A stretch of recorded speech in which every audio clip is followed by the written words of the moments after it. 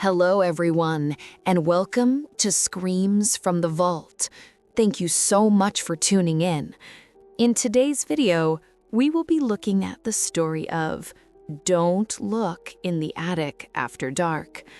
So sit back, lock your doors, turn down the lights, and let's open the vault. When I was younger, my grandmother used to tell me one rule whenever I visited her old house. Never look in the attic after dark, no matter what you hear. I used to laugh it off. But one summer evening, I realized that rule wasn't just superstition. It was survival. My grandmother lived in a creaking, century-old house on the outskirts of town. One of those places where the walls feel like they're listening. During that summer, I stayed with her while my parents worked overseas. She was kind, soft-spoken, but the house felt heavier after sundown.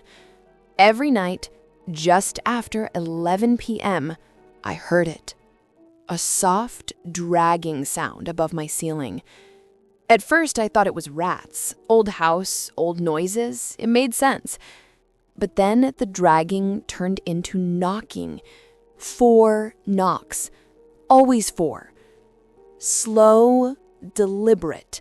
Like something with a sense of rhythm. Grandma never reacted to it. She just continued knitting, eyes glued to her needles. One night I asked her, "Why does the attic make that sound?" She froze.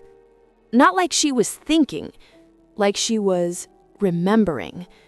Finally, with a trembling voice, she said, "The house is quiet during the day, but the attic remembers night." She wouldn't explain further, only repeated the same rules she'd told me since I was a kid. Don't look in the attic after dark. Of course, being a curious teenager, rules only made me want to break them. The knocking grew louder each night, closer, more purposeful. And then came the voice, faint, scratching, like someone whispering through insulation. It said my name. I told myself I imagined it, until one night, the whisper didn't come from above me. It came from the attic door at the end of the hallway. A slow, hoarse, "Please, help me." I froze, staring at the door, the old wooden one with a rusted chain lock Grandma never touched. Then the whisper changed. It didn't sound weak anymore. It sounded hungry. "Come, look. I know you hear me." I backed into my room and slammed the door, heart racing. The attic door creaked open.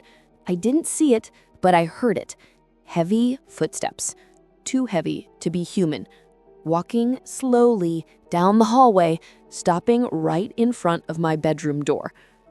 The doorknob twitched. Once. Twice. I held my breath. Then, nothing. Complete silence. I didn't sleep at all that night. The next morning, I confronted Grandma. She looked exhausted, like she hadn't slept in days. When I told her the attic door opened on its own, she nearly dropped her teacup. She grabbed my shoulders and said, "It knows you heard it. It only needs your attention. That's how it gets in." I asked her what it was. She whispered, "Something that doesn't belong to this house or this side of the dark." She begged me, whatever happens, do not look at it. But that night, everything escalated.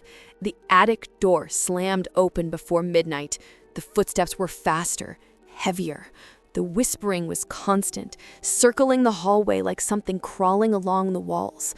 At 12:03 a.m., the whisper said something new. "I can see you even when you close your eyes." I hid under my blanket, shaking. But then I heard something that made my blood run cold. Grandma's voice, right outside my door. "Sweetie, open the door. It's just me." but she sounded wrong. Her tone was stretched, like someone wearing her voice as a mask. I said nothing. Then her voice shifted into a deeper, distorted growl. I know you're awake. The doorknob turned slowly. I wanted to scream, but then bang, bang, bang. Real grandma. From downstairs. She was shouting my name and praying loudly. Whatever was outside my door stopped moving. For the first time, I heard it breathe. A wet, shallow, rattling breath. Then it whispered, "You almost looked." And it dragged itself back toward the attic. Grandma rushed upstairs with a jar of coarse salt and slammed it against the attic door. The whisper on the other side let out a shrill scream, shaking the entire hallway. She forced me downstairs, locked every door, and sat me at the kitchen table. Tears welled in her eyes as she said, "That thing has been trying to get someone to look at it for decades. The moment you do, you become the next voice in the attic." I asked her what it looked like. She shook her head violently. "I don't know, and I'm not willing to find out." I never stayed another night in that house. Grandma passed away a few years later. Her house was sold to a new family, a young couple with a curious little boy. Last month, I drove by the old place. The lights were on, the front door was open, and on the second floor, the attic window, a place that never had a window before, was glowing with a faint yellow light. Something was standing there, not moving, just watching, waiting for someone to look back. I didn't. I pressed the gas and drove away. And if you ever find yourself in an old house, one with an attic that knocks, whispers, or calls your name, remember this. Whatever you do, don't look in the attic after dark. If you enjoyed tonight's story and want more nightmare fuel, be sure to like, subscribe, and hit the bell icon so you don't miss the next tale from the vault.